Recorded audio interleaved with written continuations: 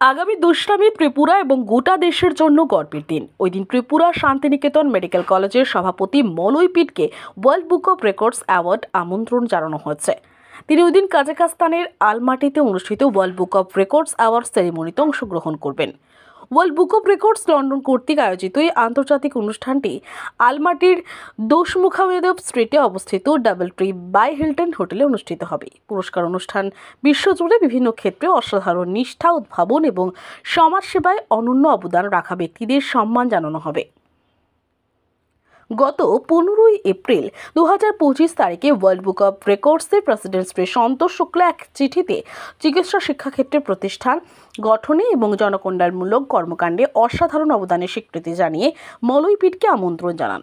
নৈসর্গিক সৌন্দর্য সমৃদ্ধ ঐতিহ্য এবং বহুজাতিক সংস্কৃতির জন্য পরিচিত আলমাটি এই ধরনের মর্যাদাপূর্ণ অনুষ্ঠানের একটি প্রতীকীয় গুরুত্বপূর্ণ স্থান হিসেবে বিবেচিত হয়। এই শহরটি বিভিন্ন সাংস্কৃতিক ও ভাবনার মিলনস্থল, যা বিশ্বের সেরা উৎকর্ষ ঐক্যের চেতনার উদযাপনের এক উপযুক্ত পটভূমি। World book of records award ceremony শুধুমাত্র একটি পুরস্কার প্রদান অনুষ্ঠান নয়, এটি মানবতার সহনশীলতা, সৃজনশীলতা এবং অগ্রগতির প্রতি অঙ্গীকারের এক উৎসব। এতে রেকর্ডধারী উদ্ভাবক, শিক্ষক, বিজ্ঞানী, উদ্যোক্তা ও সমাজ নেতাদের সমাগম ঘটবে, যারা প্রত্যেককে তাদের নিজ নিজ ক্ষেত্রে বাস্তবিক প্রভাব ফেলেছেন।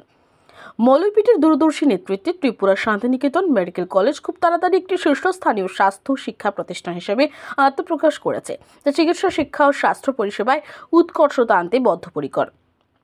যেমনটা আমরা জানি, আগরতলার কাছে রানীর খামারে অবস্থিত ত্রিপুরা শান্তিনিকেতন মেডিকেল কলেজ 2024 সালে প্রতিষ্ঠার কয়েক মাসের মধ্যেই এক ঐতিহাসিক দৃষ্টান্ত স্থাপন করেছে। স্বাধীন ট্রাস্ট কর্তৃক প্রতিষ্ঠিত ন্যাশনাল মেডিকেল কমিশন কর্তৃক অনুমোদিত এই কলেজটি 150 জন ছাত্রছাত্রী নিয়ে MBBS কোর্স শুরু করে।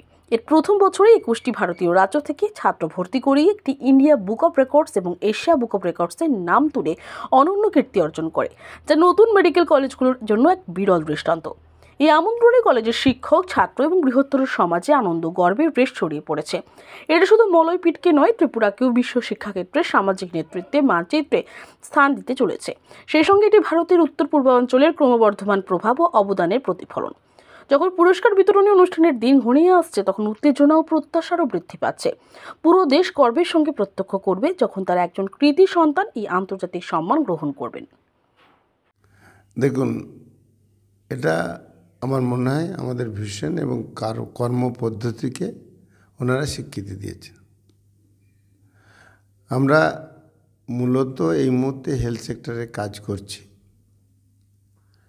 সবচেয়ে কম খরচে গরিব মানুষদের কিভাবে ট্রিটমেন্ট দেওয়া যায়, সেটা যেমন আমরা ভাবছি, তেমনি আমরা ভাবছি বিশ্বের সবচেয়ে আধুনিক প্রযুক্তি কিভাবে হেলথ সেক্টরে আনা যায়।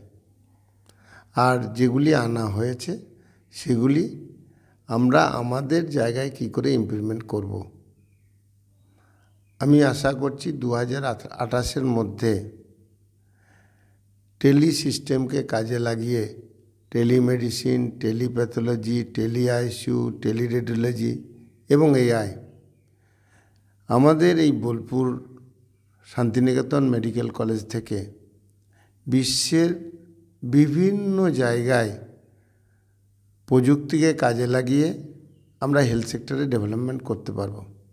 অর্থাৎ আমরা AI প্রযুক্তি দেবো, টেলি সিস্টেমকে কাজে লাগাবো, ওখানের গভর্নমেন্ট বা প্রাইভেট তারা স্ট্রাকচার গঠন করে দেবে, আর এখানে আমরা ট্রেনিং দিয়ে ম্যান পাওয়ার ওখানে পাঠাবো।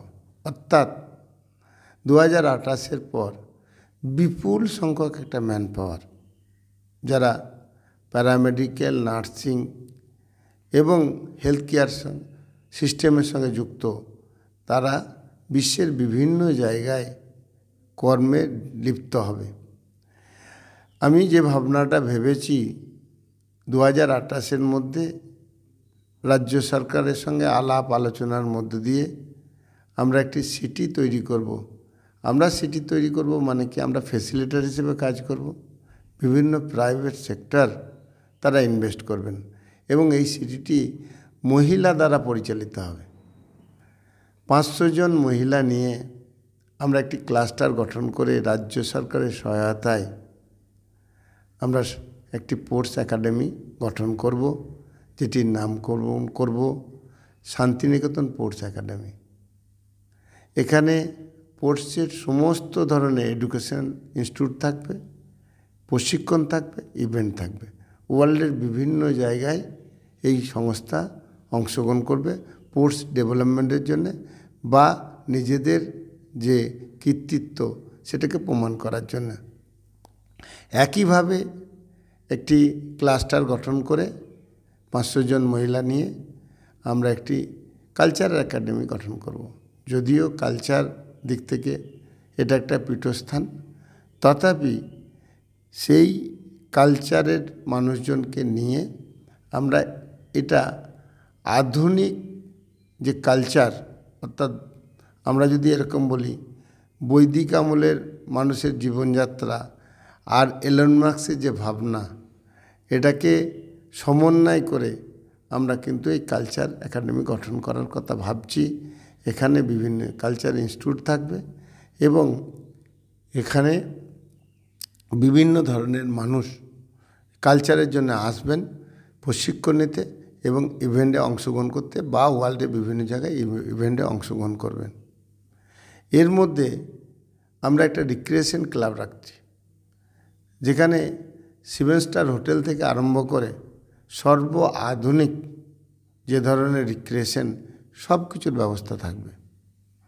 কারণ এই যে হেলথ সেক্টর ডেভেলপমেন্টের জন্য বিশ্বের বিভিন্ন জায়গা থেকে ডাক্তার এবং বিজ্ঞানীরা আসবেন প্রশিক্ষণ দিতে।